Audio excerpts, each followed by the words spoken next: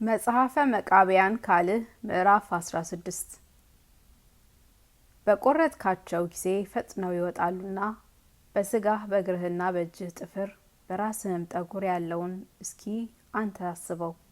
ልቦና እንዳለህ ሃይማኖትና እውቀትም እንዳለህ በዚህ ትንሣኤን እወቅ። የእግርህና የእጅህ ጥፍር የራስህም ጸጉር እሊህ ከወዴት ይወጣሉ ትላለህ?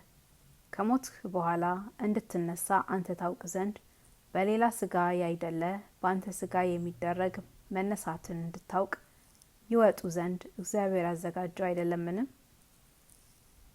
ትንሣኤ ሙታን የለም እያልክ ሰዎችን ስላሳት ኃጢአትንና በደልን እንደሰራህ ሙታን በሚነሱበት ጊዜ አንተ ፍዳህን ትቀበላለህ። አሁንም ስንዴም ቢሆን ገብስም ቢሆን አንተስ እንኳን የዘራኸው ይበቅል ዘንድ እንቢ ብሎ አይቀርምና ፍዳህን የምትቀበልባት ቀን በደረሰች ጊዜ ታያለህ።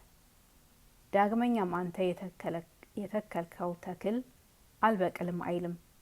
የበለስ እንጨትና የወይን ሐረግም ቢሆን ፍሬውን ቅጠሉ አይለወጥም።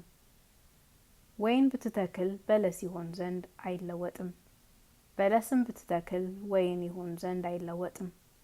ስንዴም ብትዘራ ገብስ ይሆን ዘንድ አይለወጥም። ሁሉ በየዘሩ በየወገኑ በየፍሬው በየእንጨቱ በየቅጠሉ በየስሩ ከእግዚአብሔር በተገኘ ይቅርታ ጠል በረከትን ተቀብሎ ፍሬን ያወጣል እንጂ ገብስም ብትዘራ ስንዴ ይሆን ዘንድ አይለወጥም። እንደዚሁ ሁሉ መቃብርም ስጋን ነፍስን ታስገኝ ዘንድ እግዚአብሔር እንደዘራባት ሰዎችን ታስገኛለች። እግዚአብሔር የዘራቸው ስጋና ነፍስ ተዋህደው ይነሳሉ እንጂ በጎ ስራ የሰሩ ሰዎች ክፉ ስራ በሰሩ ሰዎች አይለወጡም። ክፉ ስራም የሰሩ ሰዎች በጎ ስራ በሰሩ ሰዎች አይለወጡም። ነጋሪት የሚመታበት ሰዓት በደረሰ ጊዜ የሞቱ ሰዎች ከእግዚአብሔር በሚገኝ በይቅርታው ጠል ይነሳሉ። በጎ ስራ የሰሩ ሰዎች የሕይወት ትንሣኤን ይነሳሉ። ዋጋቸውም እግዚአብሔር ደጋጎች ሰዎች ያዘጋጀው መከራና ደዌ የሌለበት ከዚህ በኋላ ዳግመኛም የማይሞቱበት የንጹሐን ማደሪያ የሚሆን ተድላ ደስታ ያለበት ገነት ነው።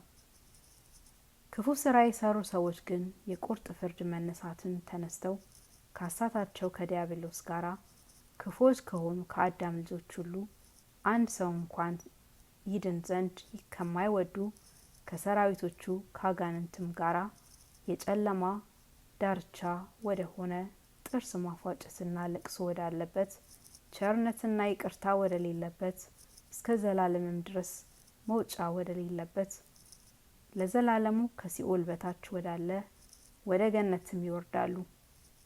በስጋቸው ሳሉ በዚህ ዓለም በሕይወታቸው በጎ ስራ አልሰሩምና ስለዚህ ነገር ስጋና ነፍስ ተዋህደው በሚነሱበት ጊዜ ይፈረድባቸዋል።